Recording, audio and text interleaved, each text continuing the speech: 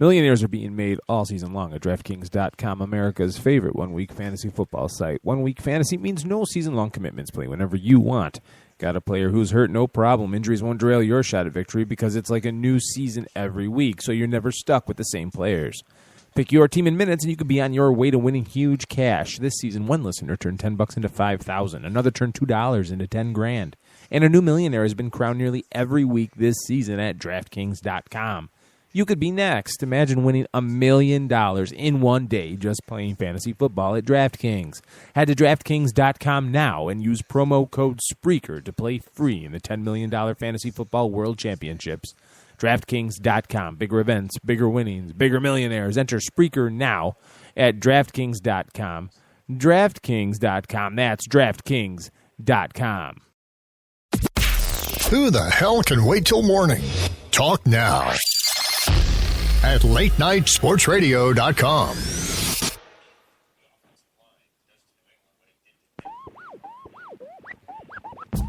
Yo, mic check. Yeah, here you go. Oh, nah, he over here. Welcome back to the Bob Sullivan Show here on LateNightSportsRadio.com. If you'd like to call in, the number is 585-633-7487. I'm joined by Gerald Bourget of HoopsHabit.com and ValleyOfTheSuns.com. Gerald, in Phoenix, one of my staples in life is food. In Phoenix, what's one of the main things you have to have when you go to Phoenix? Well, probably sunblock and swim trunks are two of the main things you need to have when you come out here. What about on the food part of the things? Oh, and the food, you definitely have to try Oregano's. It's a really good Italian place. They've got all kinds of pastas and really good deep dish pizza. And then a thing that they used to call a pizookie, but then somebody else trademarked it. So it's like a melted chocolate chip cookie with ice cream on it. Oregano's is definitely a mainstay out here.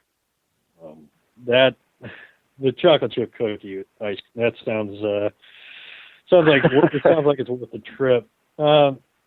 In Arizona, we were talking about this off air. You said it's very fair weather. How difficult is it to, what kind of promotions do they do for getting fans to go to the ballpark? What's the most pathetic promotion you've seen for either getting people to go to a Suns game when they're bad, or Diamondbacks, or I guess the Coyotes is probably pretty tough too. What's the worst promotion you've seen? The worst promotion I've seen, probably, I think it was last season when Robert Sarver did that, it was like fan satisfaction night or something like that. And it was basically, if you come to the game and you don't have a good time, I will pay you back for your ticket. I think it was satisfaction guaranteed night or something like that. It was a bold move on his part, and I think attendance was pretty good that night. I just don't know how many people were cheapskates and asked for their money back. How can you prove that? That's so wishy-washy. How do you determine whether the person's lying or not? Does he have cameras on every single person? If they didn't crack a smile during the entire game, then he's like, okay, they truly did not enjoy themselves. Yeah, it's I will just say that the fact that the Suns had a satisfaction guaranteed night kind of speaks to the nature of the fan bases out here. And to be fair, a lot of people that I know personally or that follow me on Twitter, that I correspond with on Twitter, they're very good die-hard fans. It's just that the majority of people out here will only pay attention to an Arizona sports team if it's, en route to a championship or the playoffs at the very least. Are you surprised at all by the number of fans outside of Phoenix? There's a lot. I've interacted with a few on Twitter that are from Omaha, that 5 or 6 from Omaha that are Suns fans. Are you surprised at some of the location of Suns fans? Kind of, yeah. I mean, it's a little surprising. For me, not as much. I'm from Albuquerque, New Mexico, and and being right next to Phoenix, the state right next to Arizona, it made sense to cheer for the Suns. So there's a good contingent of Suns fans there. But, it does surprise me when there are Suns fans like all over the country. But, I mean, I guess at the same time it makes sense since Phoenix, if you're going to catch a game, Phoenix is a good city as far as weather and stuff to do to come visit to see your favorite team play. And the Suns also, they've never won a championship, but they're still the fourth winningest franchise in NBA history. So they've had a long history of being successful. They just still haven't broken through yet. Well, and they've had some fun teams to watch. Some of the most fun teams to watch over the years, like when the Nash years, Kidd, Mm-hmm. The few years you had with Kidd, then the Barkley era, and then like in the 80s with Kevin Johnson, Chambers, and that crew, and Eddie Johnson. They've had some fun teams, never broken through and won a title, but a lot of lovable teams, a lot of lovable players. Who would you contribute, put up there like on the Rushmore of Phoenix Suns players? On the Rushmore of Phoenix Suns players, the two main ones are Steve Nash and Charles Barkley. You can't have a top, whatever list of Suns players of all time without mentioning them. Because Barkley led them to one of two finals appearances ever, and he won an MVP award. And then Nash, the only other Suns player to ever win MVP, he did it twice. And if not for a couple of unfortunate playoff breaks, like Joe Johnson breaking his face and those suspensions, those questionable suspensions in that series against the Spurs, and oh god, that awful Ron Artest game winner in the 2010 Western Conference Finals. He might have been able to lead them to the promised land. So those two for sure. After that, I'd probably have to say Kevin Johnson. Everybody remembers him for having that bad final series against Jordan and the Bulls in '93. But, he's by all rights one of the greatest Suns players of all time. And then from there, it's kind of a toss-up between either Amari Stoudemire and Sean Marion, which is interesting because they both left in less than satisfactory ways. Satisfaction was not guaranteed in those instances. But I'd probably go Marion just because he was an all-around, at his apex, he was an all-around tremendous player who impacted them on both ends of the floor. He got out and ran, he rebounded, he defended. He just did everything the Suns needed him to do. So I'd probably go Barkley, Nash, Marion, and KJ. How close is Jake Sakalidis to making the Mount Rushmore?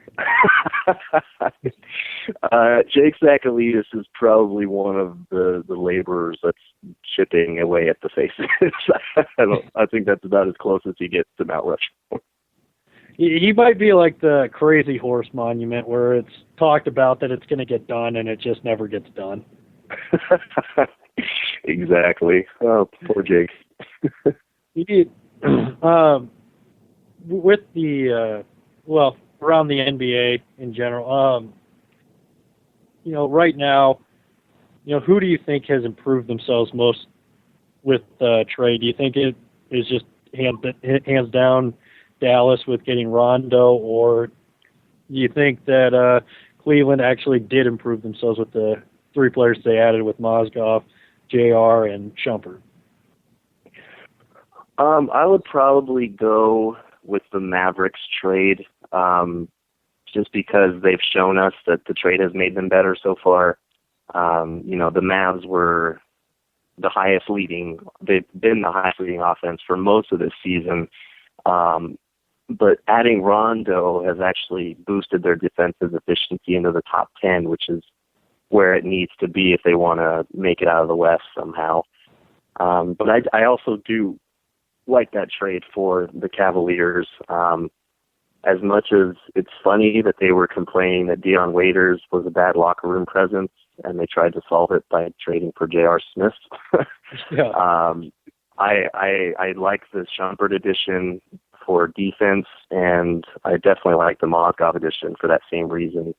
Mozgov is a pretty under-the-radar, underrated kind of player. But I like what he should be able to bring, and if LeBron can just get healthy and everybody can stay healthy, they should be able to reel off a couple of win streaks to improve their playoff standing.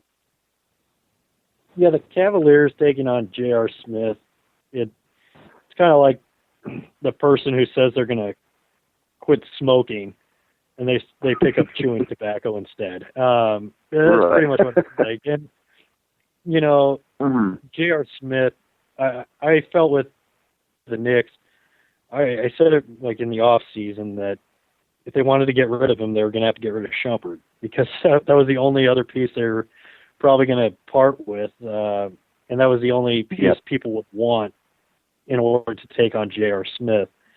And, you know, looking at it as a Knicks fan, I'm okay with that, because it's, you know, Shumpert, you're not going to really want to pay a guy that, you know, has an injury history, and I don't feel like long-term he fits into their plans, whatever the hell their plans are. Right. And, I mean, the thing about Shumpert that's interesting is he kind of rode like a 3 or 4 month stretch of really solid play into this reputation of being, you know, this great two-way player that's on the rise. Shumpert's kind of a little bit overrated in that respect. You know, he's a good wing defender, but he's not a very good three-point shooter. His offense needs a ton of work. So I think defensively he'll definitely help the Cavs, but that might be saying more about how bad they've been defensively than about how good he is. Of the most ludicrous things that LeBron James has said over the years, is there anything more ludicrous than him saying that Shumpert's comparable to Jimmy Butler? You know, maybe the not 2, not 3, not 4, not 5 thing, but yeah, they're pretty much neck and neck on the scale of being ludicrous. Because it's like Jimmy Butler's playing at an MVP level, and Shumpert's even on a blip on the radar for being an all-star. It's like, LeBron, come on. Stop sticking your foot in your mouth. Don't talk to the media after trades. Just keep to yourself for once. Oh yeah, that's all about trying to make his team buy in and his new teammates feel welcome. That's other than that, I would be very surprised if he actually believes that Iman Shumpert is, you know, 1/5 of the player that Jimmy Butler has become. How many legit title contenders do you think there are in the Western Conference right now? Because I think I could make an argument for maybe 7. I would stand the only team I wouldn't is the Trailblazers. That is in the playoffs right now is the Trailblazers. I don't think they're deep enough. And the Thunder, just because of Durant and Westbrook, I think that they're the other one if they can get into the playoffs. How many would you say?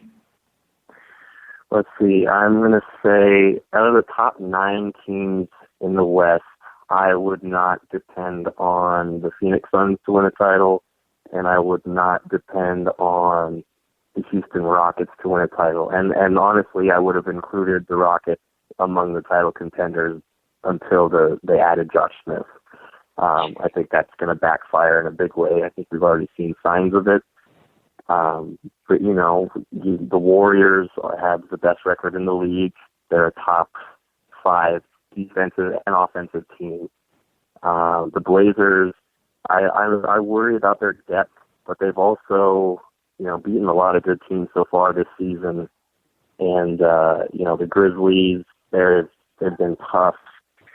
The Thunder, once they get healthy, you know, even if they, you know, crawl in as the 8th seed, that's going to be a team that nobody wants to play at their best. The Western Conference is a bloodbath, and it's kind of unfortunate that, you know, we might get another anticlimactic duel in the finals, because the build-up to the finals in the West might be more enjoyable than watching whoever emerges, you know, just roll over what comes out of the East. Well, after how exciting the first round of the playoffs was last year, it was really disappointing